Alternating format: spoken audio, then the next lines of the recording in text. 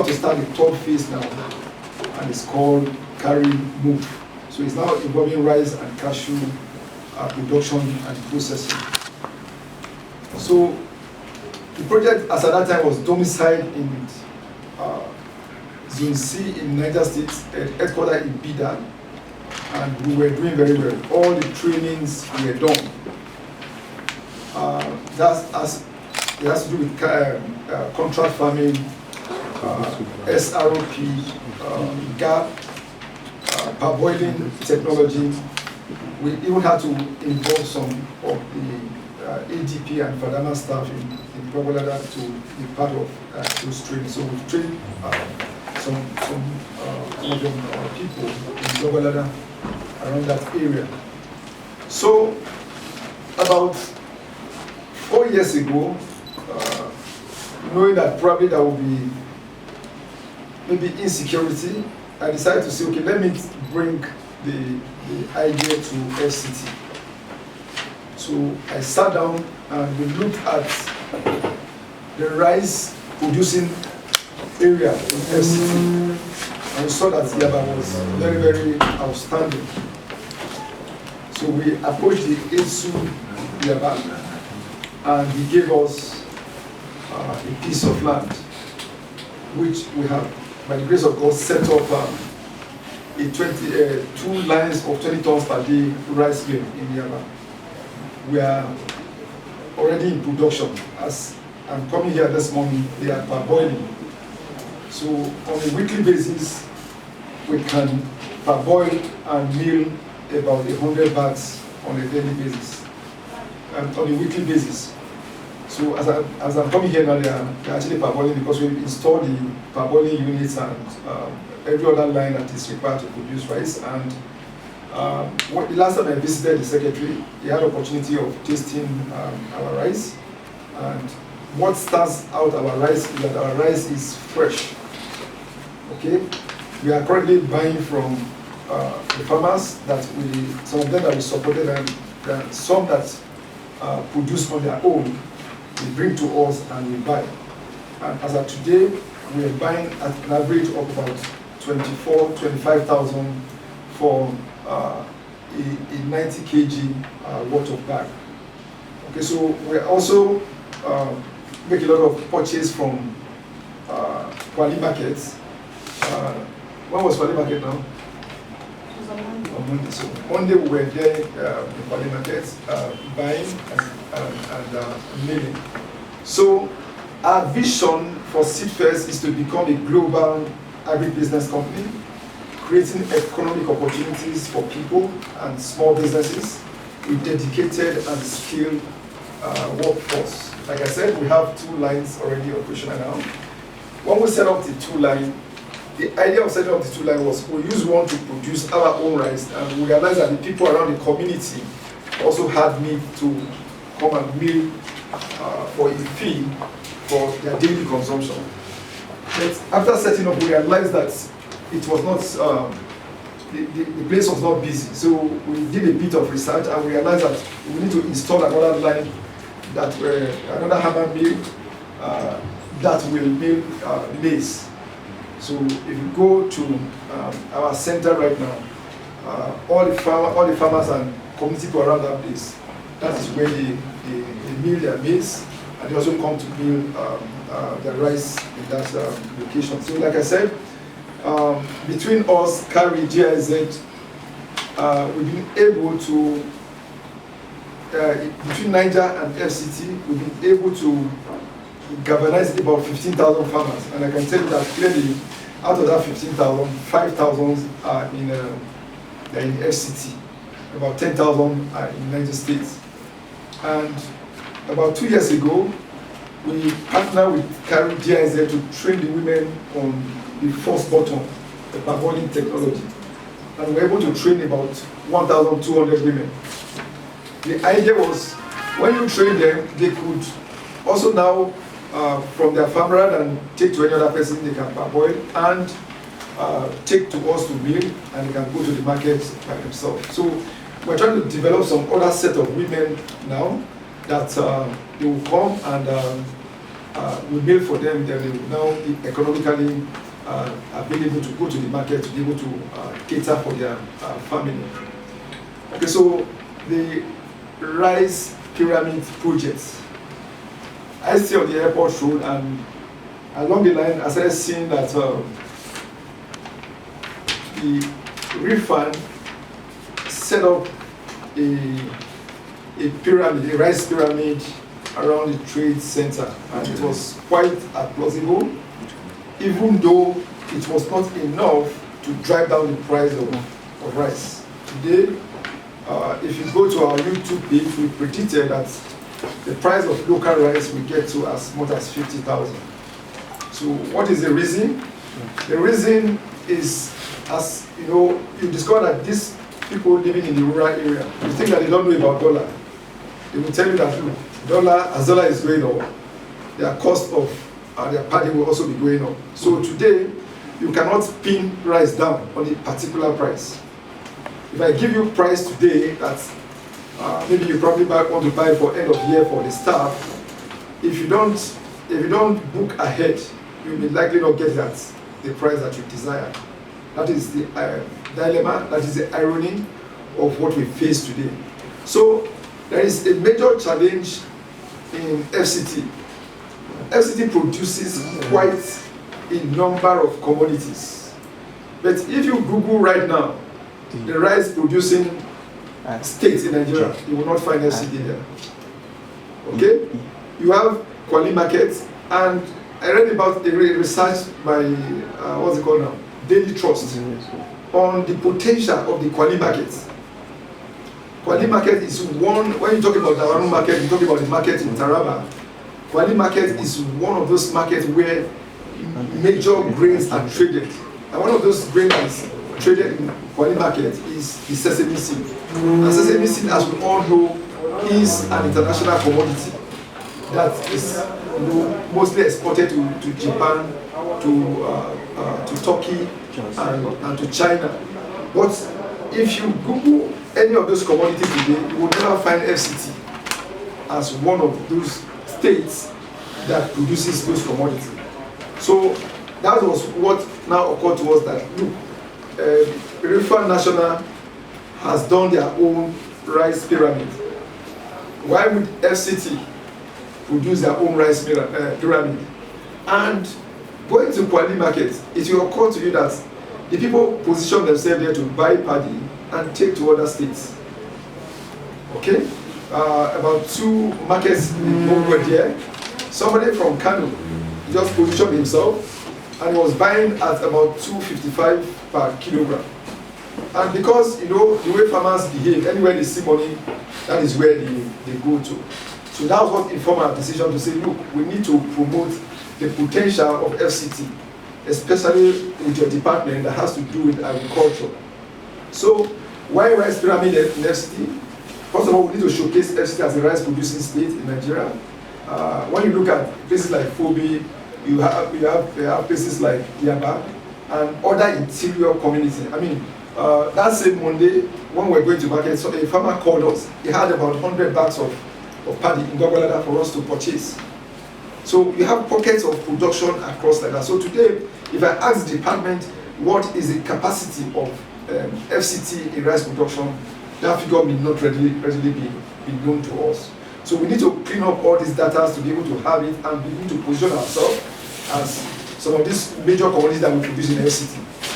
I go to Yaba on a weekly basis. If you see the volume of cassava coming out from Yaba, if you see the volume of charcoal coming out from Yaba, these are commercial crops or commercial items that we can use to promote. And I don't know how much revenue that we are generating from all these things. Because again, when you drive, there's no day you don't see cassava. And I don't know how they do it in Yaba. You see the volume of cassava that is coming from Yaba. Very, very tremendous. And you wonder where they end up at the end of the day. So we want to showcase FCT as a rice producing state. Then we want to be able to estimate the tonnage of rice that can be produced in FCT, so that by the snap of the figure, you know those things. And that can help us to generate, to know how many rice mills that we actually need. It will occur to you about 2020, JIZ carry sponsored us to go to Thailand to go and see the potential of rice there. And we visited the emir in the equivalent in Thailand. He's promoting rice, and you know sometimes rain does not fall. He would cause the aircraft to be flown around Thailand so that rain will fall, so that farmers will be happy. So how can we bring FCT to that level where we know what the tonnage is? And when we did the estimation in Thailand, we realized that their system of production is not different from our system of production. Rice is mostly small-scale farmer-driven. So if that is the case, what is now the difference between Thailand and Nigeria? Is that in Thailand they have more than 5,000 rice mills. So, and the emir is telling them that, look, whatever you do, make sure that Thailand remains the #1 rice producer in the world, even if they are producing at a loss. That is how much passion they put into rice production. So if we know the tonnage of rice that we can produce in FCT, that will now also inform us to be able to drive the rice mill that will produce this rice. Rather than taking this rice to Kano, rather than taking them to other states, we can do that here. And once we're doing that, what that means is that we start creating employment. What that means is that FCT will start earning revenue. Okay? So at the information level, they will tell you, look, produce what, eat what we produce what we eat. So FCT, I believe, most sincerely, can produce the rice that they need and they need to eat. And what does that mean? The beauty is that the rice produced is not going to be stored for a long period of time. I can tell you that we started last year, but I can tell you that we don't have enough paddy. So that also informed the reason why we need to quickly go and try to see how we can set up this rice pyramid.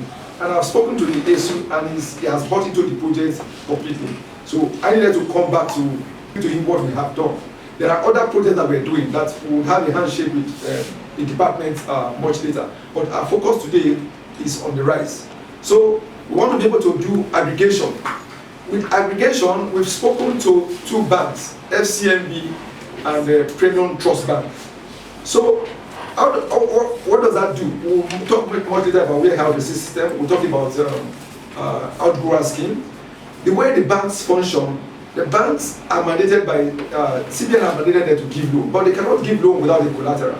And we realize that our farmers don't have collateral. So what do? When we do aggregation, we set up warehouses. I've also written another letter where I say, look, we need to maximize all the warehouses that the department have. What does that mean is that that's where the warehouse receipt system will come in. If the farmer produces and we have designated warehouses, they just move in there, and when they get there, they will be issued receipts that they will now take to the bank to go and get their money. So in that case, the middleman is cut off. So we want to be able to use this as a model to aggregate. Then we want to identify the rice mills. Madam has called me several times. We've been speaking on phone. We are speaking on phone like sometimes, but we have not met physically, so we're meeting today for the first time. Okay, so we want to be able to identify the current rice mills. Okay, you need to go and talk to me. So we need to be able to identify the rice mill. Okay, on my own, I've been able to try to do that. I will show you the list of which you have in Abuja.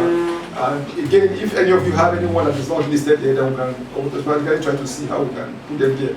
I also talked to the mother that there's a need beyond the National Rice Millers Association. FCT needs to have their own Rice Millers Association, so that when we're having a forum like this, they will also now be there. So we want to be able to identify the rice mill, then we want to be able to get the rice agricultural financing model. Okay? They always say that government is not good with business, but again, government can facilitate business. So I'm going to be proposing some financing model today that I think that we can have a handshake with together to be able to work together to achieve that. So who are the stakeholders? It's important that we know who the stakeholders are and be able to work with them. We have the Federal Ministry of Agriculture, and I don't know why they are situated here, but I think it's by divine providence that the FCT Agric is here and the Federal Ministry of Agric is here. So that means we can readily reach out to them. Of course, you have the FCT Agric Secretariat. Then, of course, we have Abuja Enterprise Agency. which is also what I would regard as a key major partner. Why do I say so? They have a microfinance bank that we can work with under the warehouse receipt system. Okay? Between us and my team, we're developing an app we call the Farmers app. What will the app do? The app will help to identify all the farmlands in FCT, tie them down to farmers. Okay? So through GPS, we will go take the coordinates, tie it down to a farmer. Then we now know whether he owns the farm or whether he purchased the land or whether he's leasing it. So that again is another collaboration I want to have with FCT. It's a national database we want to create, but we want to start from the home, which is FCT here. So with that, we will know the farmers that we have. We will know where those farmers are, where they are. Then, if you visit those farms, if you have a camera there, from the comfort of this office, we can zoom in into that farm to look at the progress of the farm. So, Abuja Enterprise Agency with the microfinance bank will be useful to us. Then, of course, you have the Central Bank of Nigeria, FCT, who has been doing a lot to try to see how they can galvanize. Then, of course, IFAD VCDB. One of the irony I noticed again in Abuja is that most of these development projects, they have their offices here. The majority of them are not doing projects in FCT.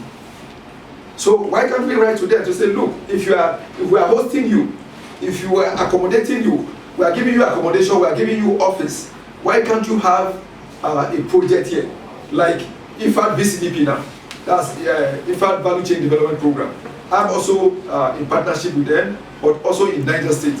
And by next week, I'm going to Enugu State to go and train about 750 farmers on good agricultural practice using SRP model.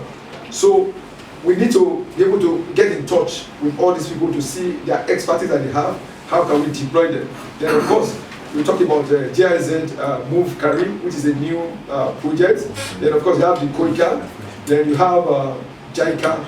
Then of course I said we're working with FCMB and Premium Trust Fund. The last time we visited the secretary, the group head of Agri was here with Lucille Madam. So far, these are the rice mills that we have identified in the FCT. And like I said, if any of you know anyone that is not listed here, you can let us know. Of course, we are number one, Seed First Rice. And you have Bengal. Bengal is in Buhari. Then you have the Aduda rice mill. I'm sure you went to commission it about a month or two ago. Then of course you have the Wowo, managed by the Wowo in Kwali. Then you have the Zena. No, it's in Kwali. It's in Kwali. And then you have Zenab and Halmans are in Idu Industrial Estates. They are very silent because they are producing for, I think, UNDP also. So they just bring in their paddy, mill quietly. You will not find those rice in the FCT. Yeah, in the FCT, because that's what they do. They have a contract that they are working with them. So, talking about financing model now, okay, we've been able to develop something we call the modified outgrower scheme. Farmer, they are good to deal with, but I tell you that farmer, they also have their own problem. Okay, there was a project I brought in here to test run. We call it crop to cash. Okay, what happened? We engaged about 100 farmers, gave them all the inputs that they require. And as I can tell you, as of today, half of them are still owing us 2 years down the line. So it's painful to deal with farmer. And the bottom line is trust. We have come here to stay, and that's why we're rewriting today through the department, so that we can identify those genuine farmers. If farmers believe that for a long time we're going to have a relationship, we're going to have a handshake with them, I believe that they may start behaving well. And of course, we talk about the warehouse receipt system. How does it work? Okay, so it has to do with having warehouses, registered warehouses. And you can also register warehouse managers. So once you have that, then we have the database of our farmers now. We know what they are producing. Once they produce, then rather than take to the open market, they take to the warehouse. Okay? There's a concept that GIZ taught me called the contract farming model. Contract farming model says that before the farmers start producing, you form them into groups. Once you form them into a group, you sign a contract with them. You say, look, whatever you produce, we're going to buy. And we're going to buy at prevailing market price, because that has been a major issue as to what price is the farmer going to sell. So if you set a price, the price can go down or the price can go up. So it's a difficult concept. So what we now came to a conclusion is that we say buy at prevailing market price. How do you determine prevailing market price? So if you have Kwali market, you have Gogolada market, you have Abaji market, you take an average of what they are selling at that time. So you'll now be able to predict what you can sell at the end of the day. So with that, we can use it for rice, we can use it for all other grains, all non-perishable items. We can use the concept for them. From there, FCT, Department of Agri, will now be able to have control over all the commodities. Then, if you decide to say, okay, you want to even commission some set of other people that will do export for you, or do export with you as partner, then that would be okay. Because I mentioned to you, charcoal is a highly exportable commodity. Sesame is highly exportable. Then, of course, cassava, once you turn it into chips and pellets, these are the major base of most of the animal feed that you have today. Then, of course, I'm sure you all know about the Anchor Borers program, which has about 2 versions. You have the one that Federal Ministry of Agriculture is doing together with RIFAN. I know about a bit of the history of what people try to do and the issues that we faced at that time. And of course, you have the NISA PLC MFB model, which has to do with prime anchor. With the prime anchor, the off-taker is actually now actually the driver. He's providing the collateral, and they are disbursing the money to him. So he's buying the fertilizer and disbursing to the farmer. So these are concepts that we can take a proper look at to see how we can. Because I believe today, if the commodity market is flourishing, I'm sure the department will be the better for it at the end of the day. So the collaborations will be, that's the next step. What would the collaboration be like? FMAD, we provide advisory services. They are a policy institution. Then you have the FCT Agri, who will be the driver of this project. And of course, you have the rice mills. So I'm not taking only myself in. We can also have other rice mills coming, because again, with what we want to do, we're going to be able to mop up enough rice for all other rice mills in FCT to be able to benefit from. And of course, the banks will provide the finance. And what finance are we looking at? We can use the warehouse receipt system. We can use the aggregation model. So for the pyramid we are proposing to build now, so once the farmer bring in, the banks will be there, take weights, make payments. Okay? So that's what the banks will be doing for us. Then of course, refund FCT, there's no way we can take them out of the equation. I will bring them in to share on the experience that the national had with the rice pyramid that they did and the trade more. And of course, if you like, you can appoint me as a consultant to guide us through the process. Then we can have a good handshake.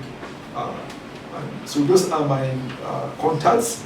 Our office is in Budu, after before Federal Government Voice College. That's where our office are. We occupy the entire floor there. So beyond rice, we have an ambition to export about 10 containers. So on this note, I say thank you and God bless us.